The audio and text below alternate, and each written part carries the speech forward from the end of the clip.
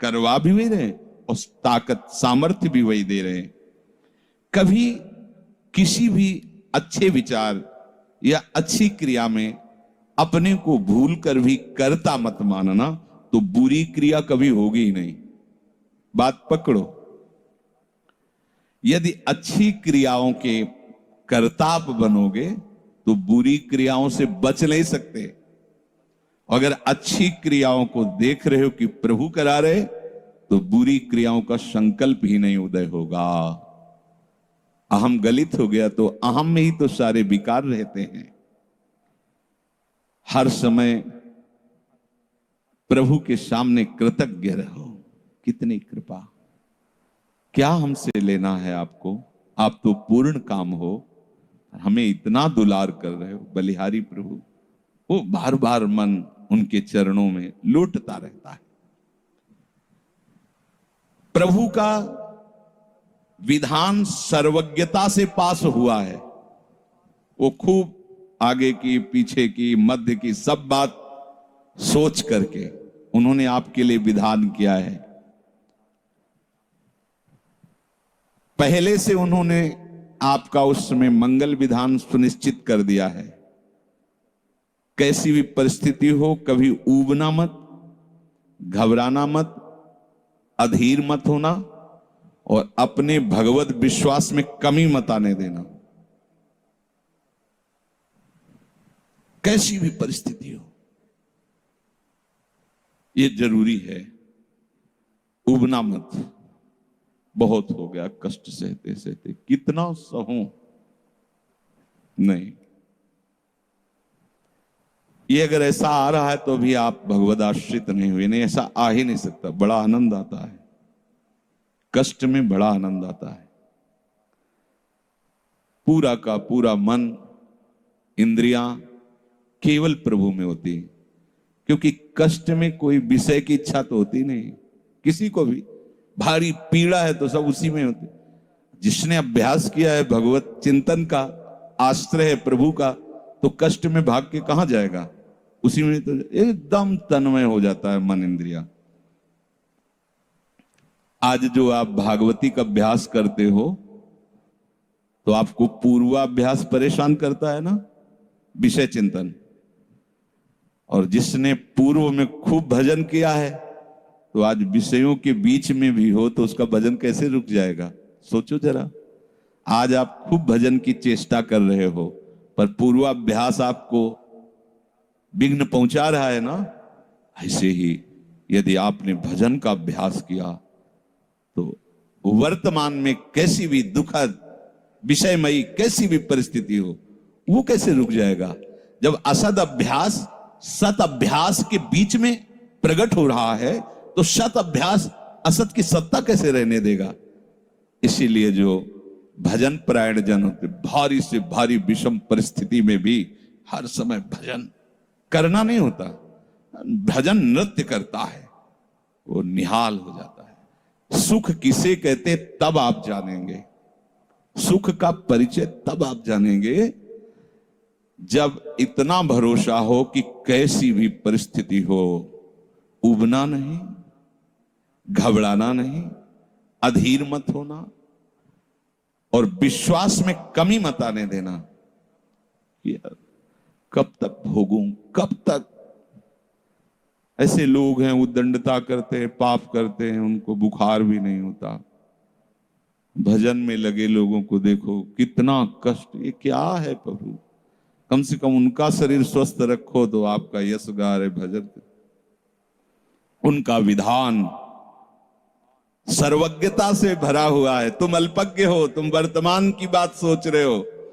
वो तीनों कालों को देखकर निर्णय करके परिस्थिति दिया, इसलिए मस्त रहो उनके भरोसे पर। कभी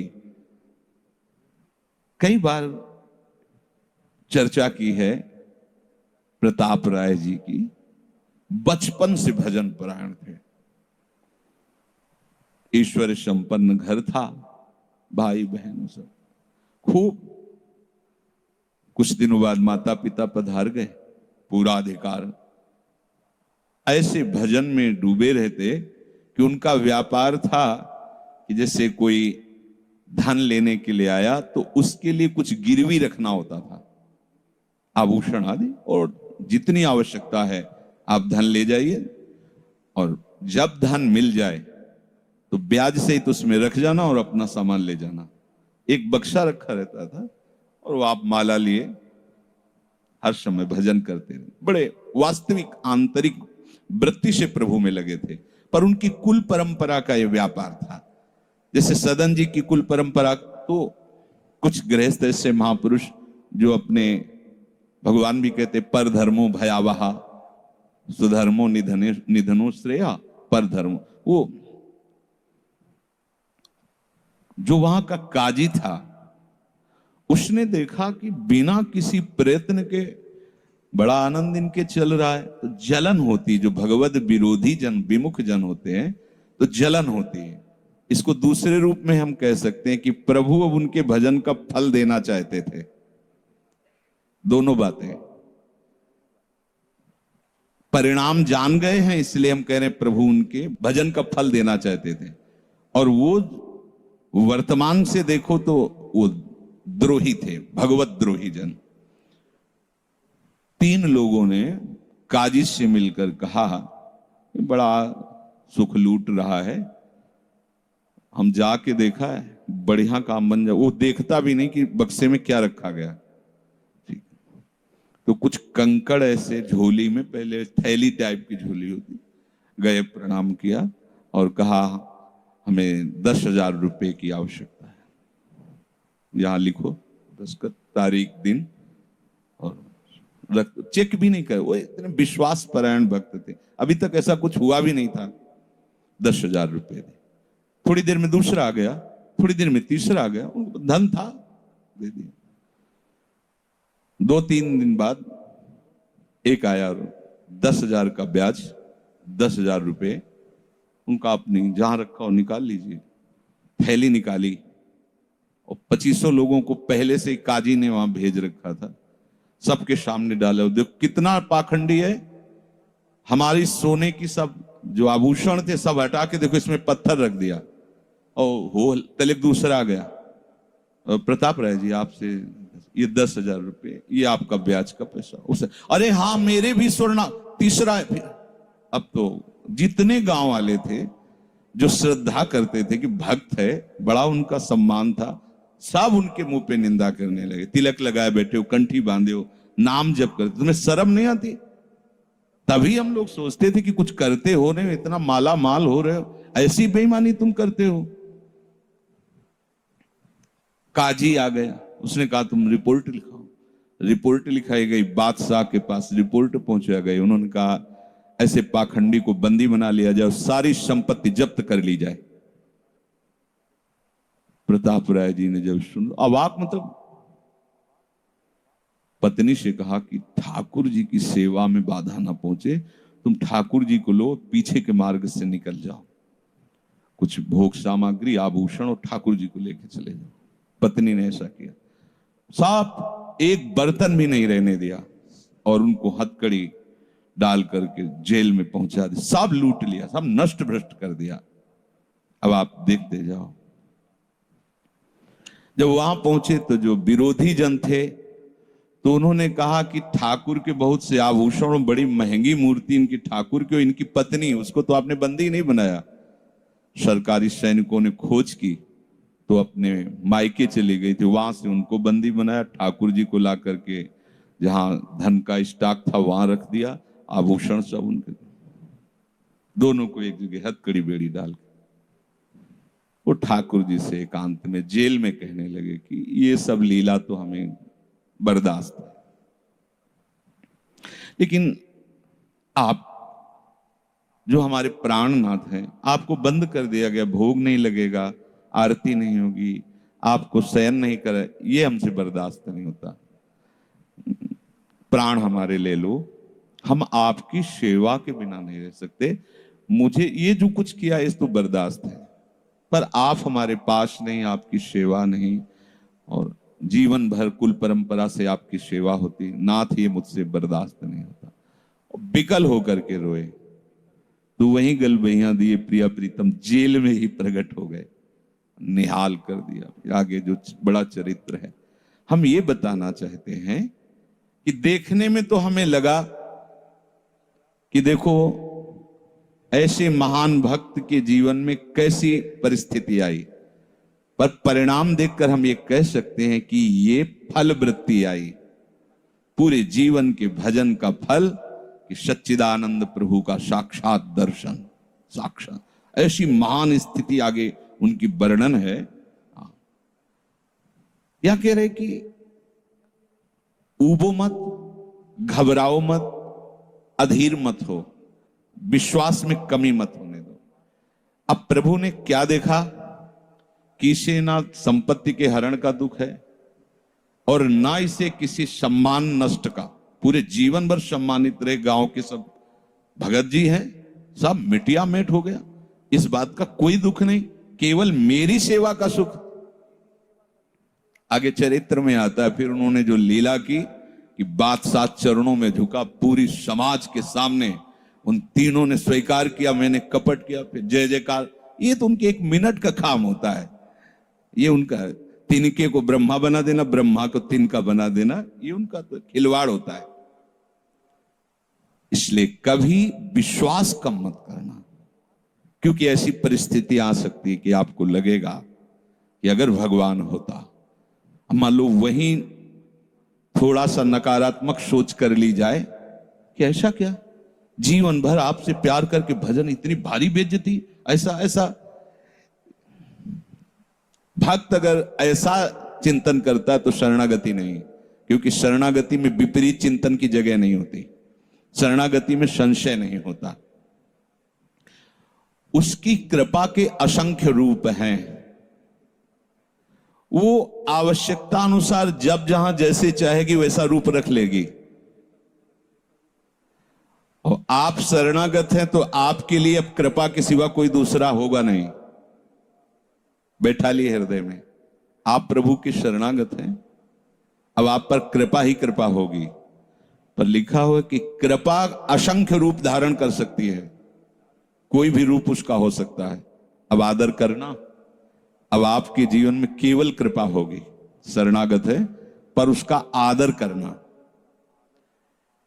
प्रभु के कृपा में, विधान में जो संदेह कर बैठता है, विरुद्ध चिंतन कर लेता है, तो उसको कृपा छोड़ती नहीं है, उसके लिए कृपा भयानक रूप धारण करती है और घेर करके उसको कृपा सिंधु से मिला देती है। और जो हृदय की निर्मलता से, विश्वास से, प्रेम पूर्वक सराहता रहता है, वाह प्रभु अपना मानकर दंड दिया, बहुत अच्छा किया, आपने जो जो किया ना बहुत अच्छा किया प्रभु। अब लगता है कि आपने मुझे स्वीकार कर लिया, क्योंकि आप कुछ भी करने में अब हिचकते नहीं है, हमसे पूछने की जरूरत नहीं है, आप जो जो कर रहे बहुत। उसके लिए कृपा बहुत मृदु और शांत होकर प्रकाश रूप से उदित होती है और प्रभु के पास पहुंचा देती है। कृपा बख्शेगी नहीं। आप शरणागत हो, अगर ज्यादा चतुराई करोगे तो भयानक रूप धारण कर लेगी। अब तुम्हें जाना ही है प्रभु के पास, अगर सुलझोगे तो शांत सौम्य होते हुए आपको पहुंचा देगी। तुम विश्वास करो, इसी विश्वास से तुम्हें भगवत दृष्टि प्राप्त होने वाली है। कल हम कुछ उपासकों से बात कर रहे थे कि भैया ऐसा मत समझो कि अमुक समय तक साधना करने पर सिद्धार्थ अवस्था आती है, नहीं, अभी समझ ठीक कर लो, अभी सिद्ध हो जाओगे। अभी ये साधना से नहीं होता, ये समझ से होता है। आपकी समझ ठीक हो गई, अभी वही आचरण आने लगेंगे जो सिद्धों में आचरण। हम लोगों के दिमाग में बैठा हुआ 12 वर्ष 18 वर्ष ऐसा वैसा, 12 जन्म में भी बात नहीं बनने वाली, और 12 मिनट भी बहुत होते हैं। समझ जाओ, जैसे कोई कहे ऐसे ही बोल रहे हो। आपके पास कोई उदाहरण है? भागवत में 11 स्कंद में तितिक्षु ब्राह्मण का चरित्र पढ़ लो, और ये भगवान श्री कृष्णचंद्र जो उद्धव को उसका चरित्र सुना रहे, मतलब उसका यश गान कर रहे हैं। और वो खुद कह रहा है कि मैंने जीवन में कभी कोई साधन भजन की बात जाने तो धर्म नहीं किया, हुआ क्या? कृपा उदित हुई, सर्वनाश का खेल हुआ और उसकी एकदम समझ ठीक हो गई। समझ पढ़ लेना उसकी। जिनके लिए मैंने पूरा जीवन, वो मुझे त्याग रहे। जिस धन को ना मैंने प्रयोग किया ना किसी को करने दिया, उसका अपहरण हो गया। जिस शरीर को मैं माना वो बुढ़ापे में जा रहा है। ये हो क्या रहा है? समझ ठीक हुई, उसी समय वो ऐसी स्थिति का महापुरुष हो गया कि भगवान उसका यशगार। बोलो क्या साधना? समझ। रत्नावती जी ने क्या साधना की? दासी ने जब बताया तो हिमालय में जाके उन्होंने पद्मासन लगा के कोई साधना की क्या? दासी ने बताया कि सबका प्रीतम परम सुंदर करुणामय बिहारी जो है, बस समझ पकड़ लिया बिहारी जी। और महान सिद्ध। अपने लोग ऐसी धारणा बनाए हुए कि धीरे धीरे विषय छूटेगा, कामनाएं छूटेंगी, इतने वर्ष कम से कम, ऐसा वैसा। कुछ नहीं, अभी एकदम स्वीकार करो, आनंद पूर्वक चल दो। स्वीकृति का सारा चमत्कार है, अंदर से स्वीकार कर लो। अब तुम्हें ध्यान दीजिए, वही पदार्थ, वही परिस्थिति, वही कार्य प्राप्त होगा जिससे तुम्हारा मंगल होगा।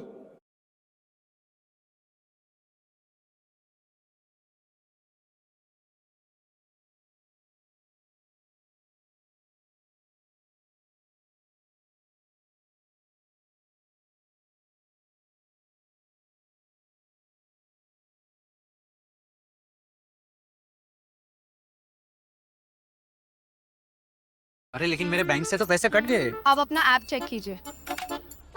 अरे Amazon पे ट्राई करो, यहाँ पैसे रखे तो भी तुरंत रिफंड मिल जाता है। और हाँ, यहाँ 24/7 कस्टमर केयर भी है। स्विच टू Amazon पे, पे करने का smart way. Cover me. It's not defeat that defines you. It's how you bounce back.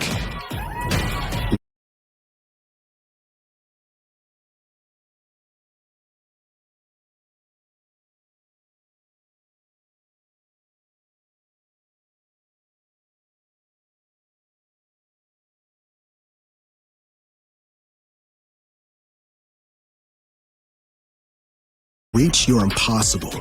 Lenovo Legion. काहे को खोपड़ी लड़ाते हो? कितना आनंद है। वही पदार्थ, जय राधा वल्लभ, जो गीता जी में वर्णन कर रहे थे कि यदि विषय का राग पूर्वक चिंतन किया जाए तो चिंतन मात्र से सर्वनाश हो जाता है। उसी के आगे श्लोक का वर्णन किया कि यदि राग द्वेष रहित होकर विषय का सेवन किया जाए तो हृदय की स्वच्छता, हृदय का प्रसाद, और प्रसादे सर्व दुखा नाम हानिरस्य उपजाति। बात पकड़ो। अब तुम्हें वही पदार्थ, वही क्रिया, वही सानिध्य मिलेगा जिससे तुम्हें मंगल में भगवान के दर्शन की योग्यता प्राप्त होगी। अच्छा बताओ, छोटा सा बच्चा जिसके पंख नहीं निकले वो क्या करेगा? शुद्ध शरणागति का स्वरूप अजात पक्षा यु मातरम खगा। तो आप शुद्ध शरणागति तो बनना चाहते हैं ना? उस बच्चे की योग्यता कितनी है? चे चे करके केवल मां की तरफ देखना, तो राधा राधा बोल के केवल लाडली जी की तरफ देखना हमारी। उस बच्चे पर यदि कोई प्रहार करने के लिए जीव आ रहा है तो माता पिता का कर्तव्य है, उससे तो पंख ही नहीं निकले तो अपना बचाव क्या करेगा? तो काम क्रोध लोभ आदि यदि आप पर आक्रमण कर रहे हैं तो आप बचाव कहां करने लायक हैं? तो आप इधर चे चे करके देखिए, राधा राधा राधा राधा राधा। और सही पूछो, जब ऐसी शरणागति आएगी तो आएंगे ही नहीं। वो भी भगवत प्रेरित आते हैं, भगवत प्रेरित। नहीं, देवर्षि नारद जी के हृदय में कहां काम था? पूरी लीला करके काम हार गया, और जब अहंकार आ गया तो छूट दे दी तो देख लो क्या हो गया। समझना बस, सारी ये जो परमार्थ का खेल है ये सब समझ का है। आश्रय से जो भगवान कहते हैं